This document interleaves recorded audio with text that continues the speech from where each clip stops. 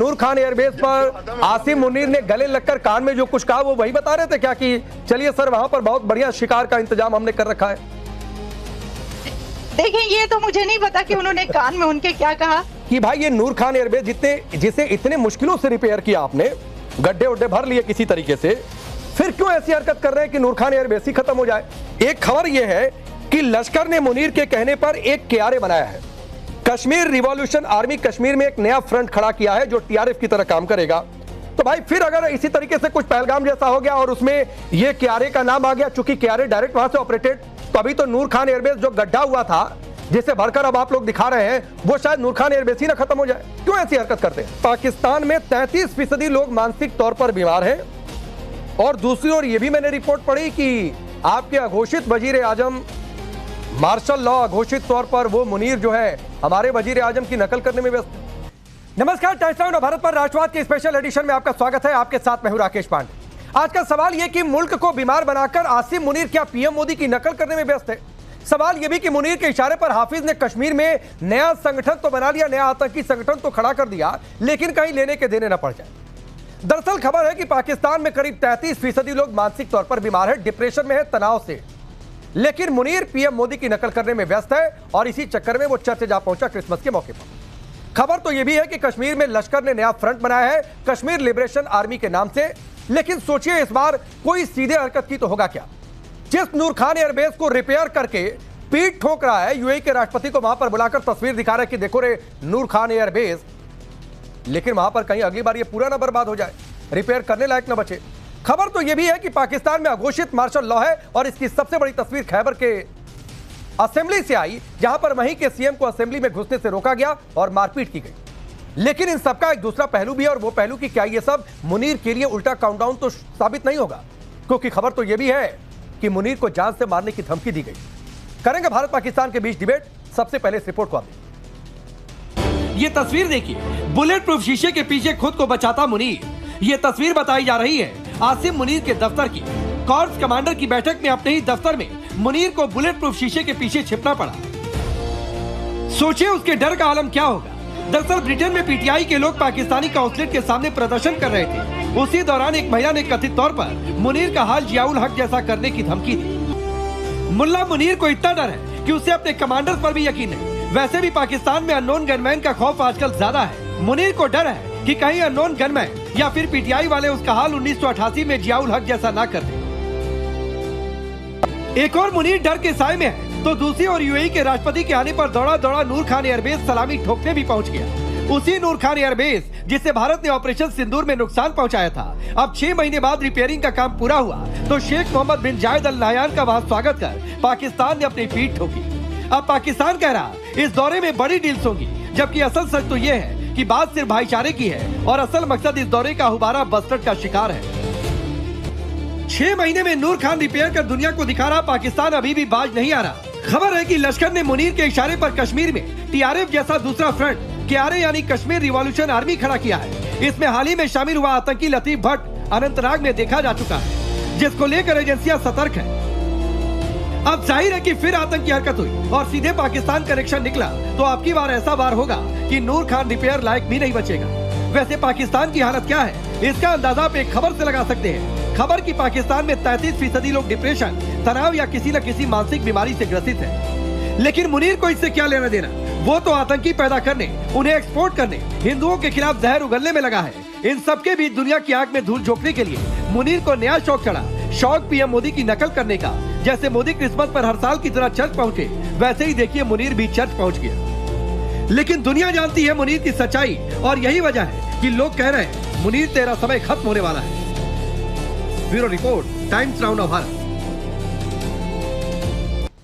चलिए आपने रिपोर्ट देखी, मैं आपका परिचय आज के मेहमानों से करवाता हूं। यहां हिंदुस्तान से मेरे साथ कर्नल शैलेंद्र सिंह जुड़ रहे हैं, कर्नल यूएस राठौर जुड़ रहे हैं, पाकिस्तान की पत्रकार आलिया शाह जुड़ रही हैं, कामिल मीर जुड़ रहे हैं, पाकिस्तान के पत्रकार हैं, डॉक्टर मोहम्मद यासीन मलिक है, पाकिस्तान के पत्रकार, और फरीद कक्कड़ पाकिस्तान के पत्रकार हैं। आप सभी का बहुत बहुत स्वागत है।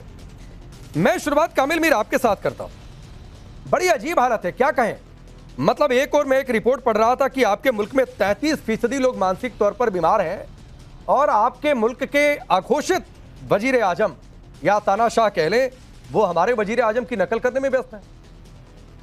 कामिल मीर, आपसे सवाल था। जी मैं आपका सवाल सुन नहीं पाया, दोबारा पूछिएगा। मैं ये कह रहा हूं कि मुझे बड़ा तरस में खाऊं, क्या करूं। एक रिपोर्ट पढ़ रहा था कि पाकिस्तान में 33% लोग मानसिक तौर पर बीमार हैं, और दूसरी ओर ये भी मैंने रिपोर्ट पढ़ी कि आपके अघोषित वजीर आजम मार्शल लॉ अघोषित तौर पर वो मुनीर जो है हमारे वजीर आजम की नकल करने में व्यस्त है। जी मैंने भी एक रिपोर्ट पढ़ी है, वो मैं आपसे शेयर करना चाहता हूँ कि इंडिया में 80% जो लोग हैं उनके पास टॉयलेट ही नहीं है, यानी वो फैसिलिटी उनके पास अवेलेबल नहीं है। तो काइंडली जरा आप थोड़ा सा फोकस आप उसके ऊपर कर ले। हाँ। और हमारे वजीर आजम को तो वैसे ही पूरी दुनिया, जब से इंडिया को हमने शिकस्त दी है, पूरी दुनिया उनकी तारीफ कर रही है, उनको बुलाती है। आप देखें यूएई के जो उनके प्रेसिडेंट है वो पाकिस्तान आए हुए हैं, तो उन्हें क्या जरूरत है एक ऐसे प्राइम मिनिस्टर की नकल करने की जो जंग में हारा हुआ है, जिसने शिकस्त खाई है, और जो ना इंडिया के अंदर कुछ तब्दीली ला सके, बल्कि जो इंडिया का इंटरनेशनल एक जो पॉजिटिव एमिंग था उसको भी उसने खराब कर दिया है। तो हमें कोई शौक नहीं है हमारे प्राइम मिनिस्टर को मोदी साहब की नकल करने के लिए। मोदी साहब आपको ही मुबारक हो, हमें चलिए ऐसे प्राइम एक मिनिस्टर खेल नहीं खेलते चाहिए। हैं कामिल मीर साहब, एक खेल क्या खेलते हैं, एक जो है फैक्ट वाइज जो है बातचीत करते हैं। आप अपनी रिपोर्ट दिखाइए 80% वाली, विद सोर्स और विद एविडेंस, और मैं आपको दिखाता हूं विद सोर्स और विद एविडेंस कि कैसे पाकिस्तान में 33% लोग मानसिक तौर पर बीमार हैं। आप रेडी हैं इसके लिए? यूनाइटेड नेशंस के ऊपर मैं आऊंगा, जाएं, यूएई वाले पर भी आऊंगा, यूएई वाले पर भी आऊंगा। कामिल मीर साहब, इस दुनिया में गुलामों की भी जरूरत पड़ती है, इस दुनिया में जी हुजूर कहने वालों की जरूरत, सलामी ठोकने वालों की भी जरूरत होती है। अब हिंदुस्तान तो जी हजूरी करेगा नहीं, तो जी हजूरी करने वालों क्या भी जाना पड़ता है। खैर छोड़ दीजिए उधर, आपको रिपोर्ट मिल जाएगी जो नहीं आप करिए सर, मैं आपको दिखाता हूं, आप मुझे दिखाइए। मैं अगर आपको रिपोर्ट दूंगा भी आपने कहना ये फेक है, आप मेरे से तो मैं ठीक है, आप मेरे यहाँ का सोर्स कोड करिए, मैं आपके यहाँ का सोर्स कोड करूंगा। इस कंडीशन में कोई किसी को नहीं कह पाएगा कि रिपोर्ट फेक है। उसकी साइट पे जाएं, वहां से रिपोर्ट्स डाउनलोड कर लें। आप दिखाइए सर, मैं भी आपको दिखाता हूं। इंडिया में जो टॉयलेट्स की कमी है उन पे कर लें, या इंडिया में जो दूसरे मसाले उन पे कर लें। पाकिस्तान के मसाला भूल जाएंगे, आप ये भी भूल जाएंगे कि शहबाज शरीफ किसकी नकल करते हैं, किसकी नहीं कर रहे। आपको सिर्फ अपने मोदी जी नजर आएंगे कि मोदी साहब आपने 10 साल में इंडिया को कहां से लाकर कहां तक खड़ा कर दिए। अरे चांद के दक्षिणी ध्रुव तक पहुंचे कामिल मीर, जहां पर कोई नहीं पहुंचा दुनिया में। आप जो है, खैर मैं नहीं जाऊंगा कि आप अपने मुल्क के झंडे में, मैं कह रहा हूं तो क्या दिक्कत है, आप कोट करिए। मैं कह रहा हूं कामिल मीर, आप मेरे यहाँ की न्यूज कोट करिए और दिखाइए, मैं आपके यहाँ का दिखाता हूं वीडियो दिखाऊंगा, विद रेफरेंस दिखाऊंगा, और आपके यहाँ के पत्रकारों की बातचीत सुनाऊंगा, और कोई सड़क चलते पत्रकार की बात नहीं सुनाऊंगा। सर मैं तो यूनाइटेड नेशन की बात कर रहा हूँ, छोड़ दें पत्रकारों की बात। पत्रकार भी आपको वो अच्छे लगते हैं जो आपकी बात करते हैं। अब यूनाइटेड नेशंस उसकी बात करें जिसको पूरी दुनिया मानती है। आप तो ट्रंप की बात कर रहे हैं जिसको मोदी सरकार कहते थे। तो ट्रंप ने क्या एंटी इंडिया बोल दिया? तो क्या हुआ फिर? ट्रंप ने क्या एंटी इंडिया बोल दिया? ऐसी बातें की हैं कि इंडिया को मिर्चें लग रही हैं। ट्रंप ने कुछ भी एंटी इंडिया नहीं बोला। आपके यहाँ के एक पैनलिस्ट इसी पर गिर गए थे। अब आपको क्या ऐसा हो गया कि चलिए ठीक, मैं आता हूँ यूएई वाले पर भी। आलिया शाह, आपके मतलब की बात मैं बता रहा हूं, मैं मतलब की बात नहीं है। हामिद मीर का एक वीडियो मैंने देखा, और आपके यहाँ के कई पत्रकारों की रिपोर्ट है, और डेटा है बाकायदा, पाकिस्तान की सरकार का ही डेटा है ये, कि कहीं और का डेटा नहीं है, कि पाकिस्तान में 33% लोग डिप्रेशन एंजाइटी से ग्रसित हैं। और पूरे पाकिस्तान में, यह यूनाइटेड नेशन का डेटा है, यूनाइटेड नेशन के हेल्थ विंग का डेटा है कि पूरे पाकिस्तान में सिर्फ 90 साइकेट्रिस्ट हैं, सिर्फ 90। 20 से 25 करोड़ की आबादी, सिर्फ 90 साइकेट्रिस्ट। मुझे नहीं पता ग्राउंड लेवल क्या। लेकिन दूसरी ओर आलिया, एक तस्वीर मैंने देखी कि इधर प्रधानमंत्री मोदी चर्च गए तो मुनीर को भी शौक लग गया, कह रहे मुझे भी चर्च जाना चाहिए, मुझे भी नकल उतारनी चाहिए। वो भी ठीक उसी तरीके से फ्रेम तक कॉपी करते दिखाई दिए।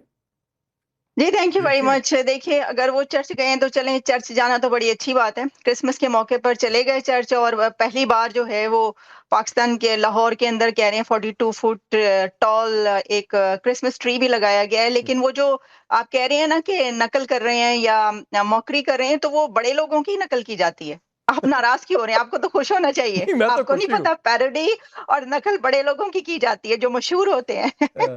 कोई आम इंसान की थोड़ी की जाती है। और वो प्राइम मिनिस्टर अगर करे किसी दूसरे कंट्री का, तो आप सोचें ये तो बड़ी बात है मोदी साहब के लिए। फिर तो इसमें यह है कि जो चर्च जाना, मैं समझती हूँ कि चलें अच्छी बात है। अगर गए, माइनॉरिटीज का भी कुछ ख्याल कर लें, और अगर ख्याल ऐसा आ ही गया तो ये तो बड़ी अच्छी बात है।